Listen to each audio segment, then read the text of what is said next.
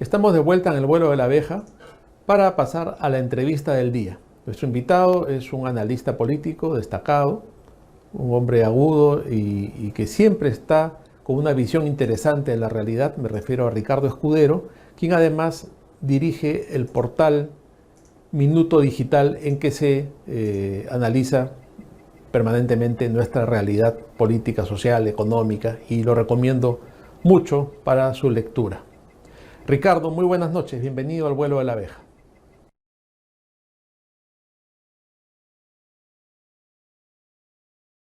Ricardo, habrás visto con sorpresa, supongo, que después de 44 días de que se produjeron las denuncias de los hechos de la calle de Zarratea, recién ha aparecido la Fiscalía. ¿Qué opinión te merece esta falta de oportunidad, digamos, en los movimientos de la Fiscalía? Bueno, en realidad ya nos sorprende tanto el país informal, el país sumido en la delincuencia, el país gobernado por la corrupción que hoy en día tenemos. Lamentablemente es eso y hay que decirlo con contundencia, ¿no? Nos gobierna una suma de organizaciones criminales, tanto en el Poder Ejecutivo como desde el Congreso de la República, en los gobiernos regionales y en muchas municipalidades. En el Perú hay dos grandes problemas que se conjugan dentro de la impunidad, porque la corrupción ya es un río continuo. Y estos dos grandes problemas son el ejercicio informal del poder, por un lado, y la delincuencia organizada en múltiples cárteles que ocupa distintas escalas de gobierno en el país. Ese es el gran drama. Por eso, que los fiscales acudan a la escena de un crimen después de 40 y tantos días, eso es irresistible para escribir una novela que todo el mundo ya la ha leído. Claro, ¿no? Porque primero tenemos el caso de la fiscal de la Nación que decide abrir una investigación suspendida el mismo día hasta el fin del periodo gubernamental al señor Castillo, y ahora como que nos van endulzando, ¿no?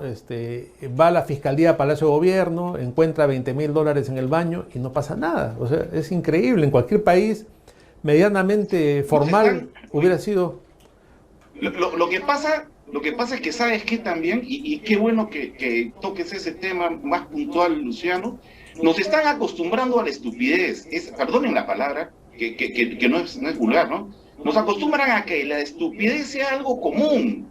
Y entonces cuando ocurre una estupidez aún mayor, es ya común, la gente no reacciona porque no tenemos gobierno y no tenemos oposición. Oposición como un cuerpo colegiado, instruido, una mesa de debate, de concertación, de ataque, una mesa de respuesta. Ser oposición es responder con la misma o mayor energía a todos los vejámenes que están ocurriendo contra la peruanidad. Pero eso no ocurre. Entonces nos acostumbran a la misma película todos los días, Luciano, y no existe una reacción, salvo de, hay que ser honestos, una que otra persona en el Congreso, un que otro portal como La Abeja y como otros tantos, que son voces solitarias que se unen en determinados momentos, pero la representatividad política en el país no tiene oposición. No tenemos una oposición colegiada, instruida, educada, valiente, responsable, frecuente, continua. No la tenemos. Ese es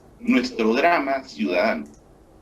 Y pareciera que esa oposición no se va a consolidar ni va a surgir en los próximos meses, ¿no? Ya vemos cómo vamos a las elecciones municipales y regionales divididos y cómo no se ha podido consolidar un liderazgo serio dentro de los sectores democráticos, digamos, del centro hacia la derecha, ¿no?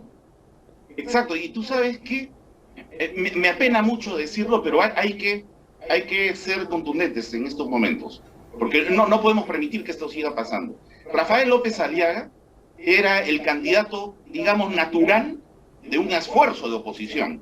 Muy bien, las fechas del cronograma están dadas. Entonces, en todo este tiempo, los demás partidos, los demás movimientos, los demás aspirantes, todos los ambiciosos o los egoístas que querían estar en la foto, han debido pues tocarle el timbre a Rafael y decirle, oye compadre, queremos estar contigo, yo quiero ser el candidato, tú más bien me pones una lista de técnicos, no sé, no negociar, unirse en un esfuerzo, en una voluntad popular para hacer la alternativa nacional de gobiernos locales y regionales a todo este zafarrancho comunista. Pero no lo han hecho, y faltando pocas horas se aparece por ahí alguien que ha transitado por distintas colectividades políticas como si fuese un llegado acá a Lima. Y lo peor de todo, concentran en Lima la oportunidad de la oposición. No, eso es un error garrafal. Tenemos que construir la oposición desde adentro del país. Y Lima es la última etapa, porque acá en Lima hay otro tipo de lenguaje, hay otro tipo de diálogo político. Hay que trabajar en las regiones, hay que trabajar en las provincias del Perú y desde allí construir, y no importar gente de provincia que no ha logrado nada, hay que decirlo, no ha logrado nada en sus regiones y viene acá a sorprendernos a Lima queriendo ser candidatos, no sé a qué cosas. Entonces nos petardea la gente que nosotros creemos que pueden ser elementos claves de la construcción de una oposición. Eso está mal, Luciano. Y le estamos sirviendo la mesa al comunismo otra vez.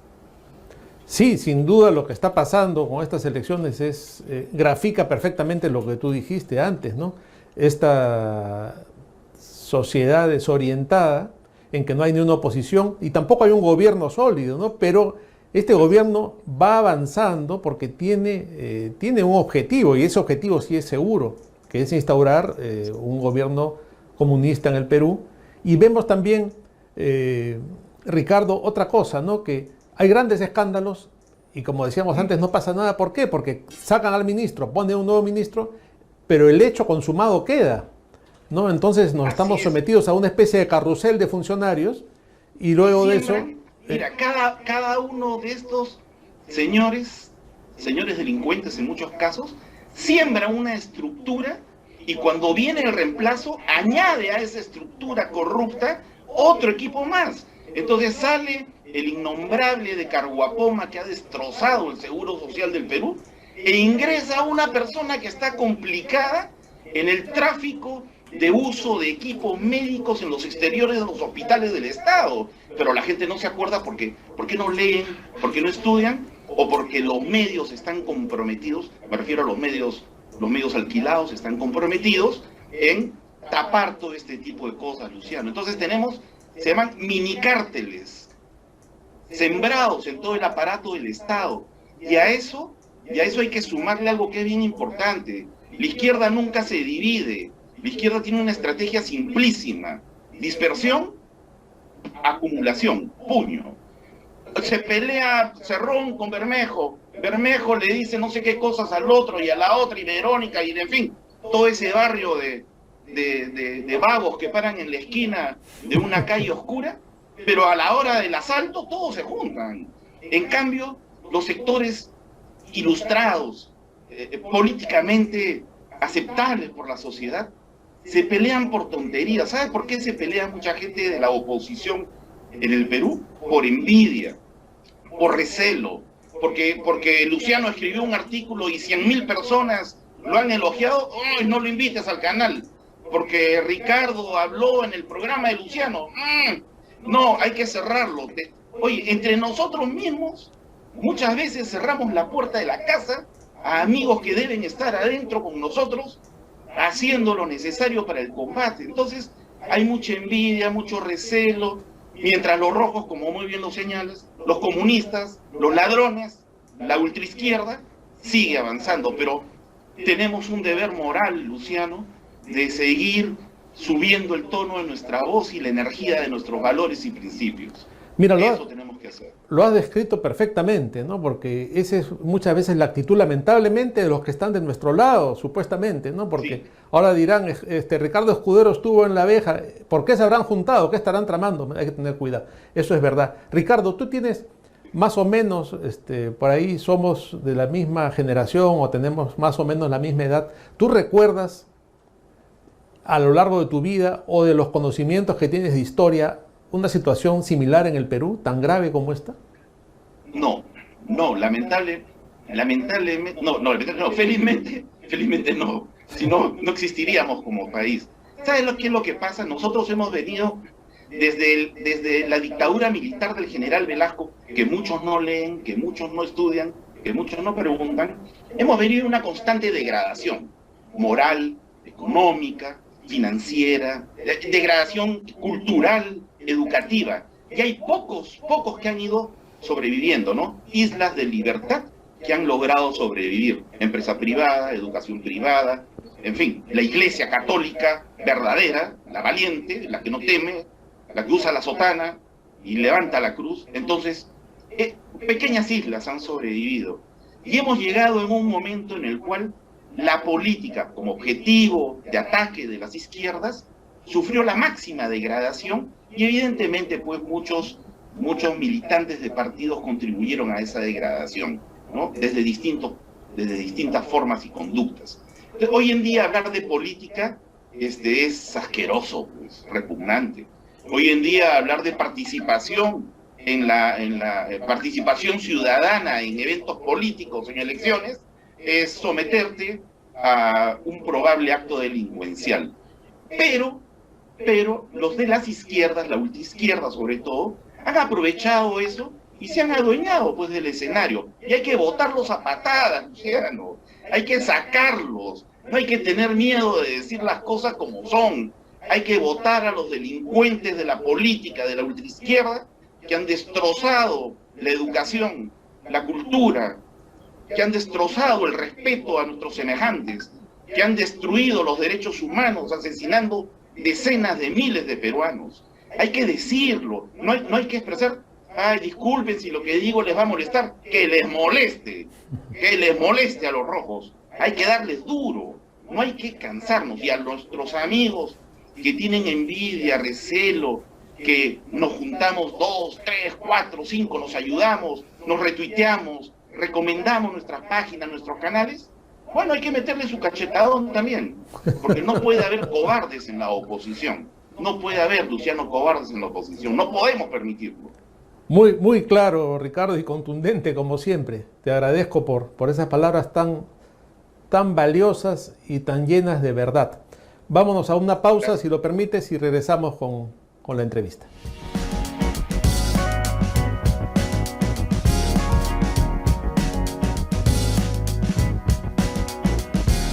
Estamos de vuelta en el vuelo de la abeja y estamos conversando con Ricardo Escudero, director de Minuto Digital. Ricardo, estamos de vuelta. Te quería plantear otro tema que ha sucedido en las últimas semanas, pero como no hemos tenido programa por fin de año, creo que es oportuno todavía comentarlo. ¿Qué opinión te merece o qué juicio te merece el papel de la prensa en los últimos tiempos? Por ejemplo, esa visita de 5 periodistas a Palacio de Gobierno y su posterior aparición casi como voceros del gobierno, y la absoluta falta de transparencia en el gobierno y el desprecio que hay por los medios de comunicación. Mira, qué buena pregunta, Luciano, porque hasta el día de hoy no he escuchado ningún comentario como el que voy a sostener en este momento, corto y preciso. Las reuniones que se efectúan entre el Poder Ejecutivo y los medios de comunicación históricamente son entre el presidente de la República y los directores de los medios de comunicación. Todos. Siempre ha sido así y siempre se sostuvo así una prensa de calidad, de categoría en el Perú. Aún en medio de dictaduras, el respeto era siempre al director de un medio de comunicación. Pero hoy en día, hablamos de la prensa tradicional, ¿no? Hoy en día, si tú le preguntas a alguien en la calle, ¿quién es el director del diario El Comercio? O el director del diario, en fin, Perú 21, por citar dos ejemplos en este momento, o el director de la República, la gente no sabe quién es, Antes tú preguntabas y te decían, pues, Pedro Beltrán, el señor Miro Quesada, te decían Manuel Ulloa Elías en su momento, te decían quién era el director de un medio de comunicación, porque era el capitán de un barco, de una enseña, era un estandarte de la libertad, con su posición evidentemente liberal, conservador, de derecha, izquierda, lo que quieras, pero era gente profesional de primera. Hoy en día, los medios, los canales, una radio, han mandado a Palacio de Gobierno a sus segundones, a un narrador de noticias, a alguien que funge de periodista, tal vez entrevistando ocasionalmente algunas mañanas, y algún pobre diablo que por ahí anda metiéndose en problemas con todos, como si él fuera la luminaria de la moral y los principios en el Perú, y no son nadie. Han ido 5 don nadie para hablar con don nada, y han ido a desprestigiar el rol, la categoría de un verdadero periodismo en el Perú. Ha sido decepcionante, claudicante ha sido eso. Es una escena horrorosa que jamás debería volver a verse en la historia del periodismo y la política en el Perú, Luciano. Sí, me parece que ese día el periodismo nacional ya definitivamente tocó fondo, ¿no? Porque Sí. hubo una claudicación total de los deberes y del papel de la prensa. Ahora, claro, tú mencionas los buenos tiempos del periodismo y mencionas a gente como Beltrán o como Ulloa o como fue Aurelio Miro Quesada, ¿no? Que era un lujo de periodismo en el Perú, cosa que evidentemente ya no existe. Pero hay otro aspecto de este tema de la prensa que también te quería comentar, ¿no? Es evidente que las leyes en el Perú y el Código Penal establecen el delito de la difamación. La difamación existe, es una figura legal que siempre ha existido y está en todas partes del mundo, pero de un tiempo a esta parte, independientemente, vamos a dejar de lado el caso del señor Acuña, que no es santo de mi devoción tampoco, pero de un tiempo a esta parte, cualquier denuncia por difamación automáticamente implica la formación de un cuerpo por parte de la prensa caviar y se descalifica al juez, al fiscal, al querellante y a todo el mundo porque estamos ante una prensa que por un lado va de rodillas a Palacio y por otro lado es intocable. Sí, sí, porque tú lo has señalado en forma muy interesante, ¿eh? Pocos dicen eso, es que no puede ser posible que en un país medianamente democrático y que aspira al desarrollo, no puede ser posible que cualquier imbécil vaya al Poder Judicial y presente una demanda por cualquier tontería y el juez acepte eso y se inicie un proceso judicial. Primer punto de partida. Y no porque uno sea periodista, tiene derecho a demandar por cualquier cosa a quien sea. No es así. Tampoco porque seas periodista, tienes derecho a insinuar con habría, cabría, podría, quizás, tal vez. No, no es así. El señor Acuña tiene derecho a demandar. Si se siente agraviado, tiene derecho. Pero en este caso en especial, yo sí quisiera mencionar algo. En este caso en especial, el señor Acuña está muy mal asesorado. Yo no contrataría a los abogados que contrató el señor Acuña, porque un abogado tiene que asesorar bien a su cliente y decirle, oiga, usted me quiere contratar para que yo inicie un proceso en algo que es inconsistente, que no tiene fundamentos de hecho, ni fundamentos de derecho, señor, quédese con su platita. No, yo no estoy para atender a cualquier imbécil, pues. Eso no es así. Pero, lamentablemente, pues hay mucho mercantilismo en estas cosas, mucho figuretismo, quieren salir en los medios, hacerse famosos o más famosos algunos, de un lado y del otro. Y así, el señor Acuña, en realidad, le ha hecho un gran favor al periodista que escribió ese libro, porque se está vendiendo un montón, o mejor dicho, en el Perú informal, se está pirateando bastante, ¿no? Cualquier cantidad. Pero, dicho sea de paso, y como una crítica constructiva, ese libro no es un trabajo de investigación, es un recuento de relatos, noticias y con algunos comentarios. Siempre hay que decir las cosas claras, ¿no? Si fuese un buen trabajo de investigación, yo lo diría, pero en el lado que nos interesa de la libertad de creatividad, la libertad de expresión, la libertad de prensa, el Poder Judicial ha cometido un gravísimo error, una torpeza al sentenciar en primera instancia a este chico, a este periodista y al de la casa editorial. Entonces, acá estamos en medio de algo muy extraño, ¿no?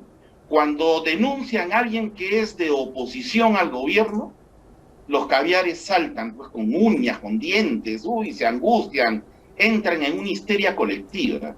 Pero cuando es al revés, silencio en el foro, ¿no? Entonces, acá la justicia no está a favor de quien es de Alianza o de la U, sino tiene que estar a favor del deporte nacional, ¿no? Para ponerlo en otros términos, porque de repente no se entiende muy bien. Estamos pasando muy malos momentos y yo creo que cada día se hace más exigente decir las cosas claras y poner freno a procesos judiciales inconsistentes, a denuncias absurdas, y más bien hay que ponerle mucha energía a lo que sí vale la pena, ¿no? Como por ejemplo periodistas que se venden al poder en el gobierno de la etapa del el gobierno de la señora Villarán en Lima, ¿no? Que se vendieron al poder, que hasta fueron jefes de serenazgo, creo, de vigilancia, no sé qué cosa, sin tener ni calidad ni categoría profesional para hacerlo. Entonces, ellos entran, roban, malversan fondos, pero salen de allí, forman una nueva ONG, atacan a los que los descubren. ¿Qué tipo de país tenemos, Luciano? Esto yo no quisiera que explote, pero creo que vamos hacia un camino, hacia una explosión muy violenta, y va a ser terrible el desenlace si continuamos así. Bueno, en esto coincides con nuestro común amigo Hugo Guerra Arteaga, que ve la posibilidad terrible y el peligro incluso de una confrontación, de una posible guerra civil, de seguir este camino por el que vamos. Y dice Hugo Guerra, no es la primera vez, en el siglo XIX hemos tenido una serie de enfrentamientos, en el siglo XX hemos tenido el tema de Sendero, o sea, el Perú no está libre de una situación así, ¿no? Y ya que has mencionado el tema de los abogados de Acuña, por considerarlo un tema interesante de análisis y de comentario, te comento que hemos publicado el texto íntegro de su querella en La Abeja para aquellos que quieran saber en qué se sustenta la querella del señor Acuña, ¿no? Y en general creo que lo has descrito con mucha claridad, ¿no? Ahí está, hay que leerlo, están las citas, todo está ahí en la querella que hemos publicado. Ricardo, te agradezco mucho por esta entrevista, siempre es un placer conversar contigo y sobre todo por tu claridad y por la valentía con la que dices las cosas. Un abrazo fuerte, Luciano, muchos éxitos con La Abeja y seguimos juntos en la batalla, siempre juntos, Luciano. Un gran abrazo. Claro que sí, igualmente, Ricardo, un gran abrazo para ti y también mis mejores deseos en Minuto Digital. Gracias. Amigos, hemos llegado al final del programa.